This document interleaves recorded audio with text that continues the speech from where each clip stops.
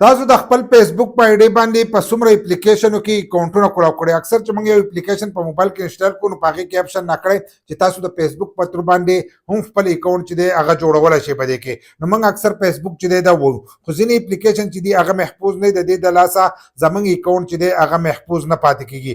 بل لا زموږ دا مکمل ډیټا چې دا هغه اپلیکیشن ته لاړ شي، یا موږ گیم په خپل موبایل کې انسټال کوو، یا ایډیټینګ والا ایپس یا بل اپلیکیشن یا یو ویب سایټ نو په هغې کې موږ لا اپشن ناکړی وایي تاسو د دغه په تر ورته را دننه کېدی شي د فیسبوک یا د ګوګل باندې. نو په ګوګل ورته ځینې کسان وردننه کېږي او ځینې کسان چې ډایرکټ فیسبوک وایي. نو چې دغه تاسو وایي نو دا تاسو به د خپلې آی ډي کې معلومولی شئ چې کم صحیح اپلیکیشن نه هغه د تاسو ختمولی هم شئ، یا داسې اپلیکیشن چې هغه تاسو استعمالوئ نه او په دې کې کولا وي نو تاسو هغه د خپل اکاؤنټ نه ختمولی شئ. لکه د فیسبوک په تر باندې چې تاسو څومره اپلیکیشنو کې اکاؤنټونه کولاو کړي نو هغه تاسو کتی هم شئ او هغه ختمولی هم شئ. که په ویب سایټ کې کولاو کړی ویب سایټ به تاسو ته هم شو کېږي، د هغه ځای نه چې دی هغه هم تاسو ختمولی شئ. د هغې لپاره به تاسو داسې چل وکئ چې خپل فیسبوک چې دی دا به ځان سره کولاو کړئ. چې څنګه خپل فیسبوک کولاو کړو له پاسه د ګوټ ته به دا درې کرښې تاسو ته ښکارېږي او فیسبوک ورته لیکلی دا به ځان سره دغه شانتې چې دی دا به ووهئ.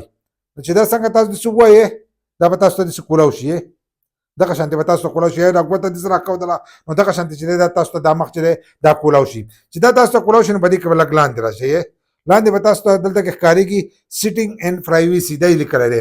نو سیټینګ اینډ پرایویسي چې لیکلی دی دا به ځان سره دغه شانتې چې دی دا به ووایي. چې څنګه را تاسو داسې ووایي نو په دې کې به لاندې راشئ دغه شانتې ورو ورو چې دی په دې کې به داسې لاندې راشئ. دلته کې به تاسو ته ښکارېږي دا سیټینګ نه، دلته کې به سیټینګ چې دی دا به ځان سره کولاو کوئ. د فیسبوک دا سیټینګ چې دی دا به ځان سره وایي را کم چې کټ شو دا به ځان سره کولاو کوئ.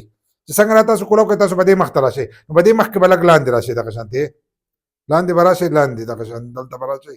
دلته کې به تاسو ته د اپشن چې دی دا به ښکارېږي، دلته به د اپشن چې دی تاسو ته به ښکارېږي دا یې دا کوټنۍ غونته کې دغه دی نشان وتلی او لیکلی دی ایپس اینډ ویب سایټ.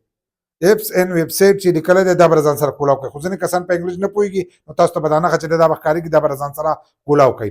چې څنګه را تاسو کولاو کوئ نو د دې ځای نه دغه هر سره چې دی دا تاسو کتی شئ. دلته به تاسو ته ښکارېږي موږ به خپل دغه کې چې دی څومره اپلیکیشن سره کولاو کړي ټول موږ ته ښکارېږي. ټیک ټاک پکې موږ هم کولاو کړی دی، دغه شانتې دا نور څیزونه چې دي دا پکې موږ هم کولاو کړي دي. دلته کې دا سی مور ووایي نو دلته کې به تاسو ته نور اپلیکیشن چې دي اب هم راشي دا دنیا شي اپلیکیشن چې دي دا موږ به دې کې کولاو کړي دي. نو چې دا تاسو کولاو کړي نو په دې کې ځینې داسې اپلیکیشن چې هغه محفوظ نه او هغه ستاسو اکاؤنټ ته چې دی خطره جوړېږي نو تاسو د هغې اپلیکیشن چې دی هغه ختمولی شئ.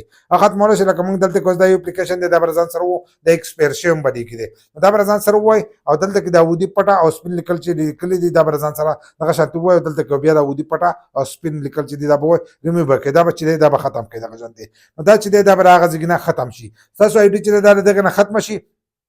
بیا که تاسو په دې اپلیکیشن کې آی ډي کولاوئ نو ستاسو نه به دوباره غواړي. دا به اول سوچ کوئ چې ستاسو نه به دا آی ډي چې دی دا به دوباره غواړي او ستاسو هغه مکمل اکاؤنټ چې دی دا به ختمېږي.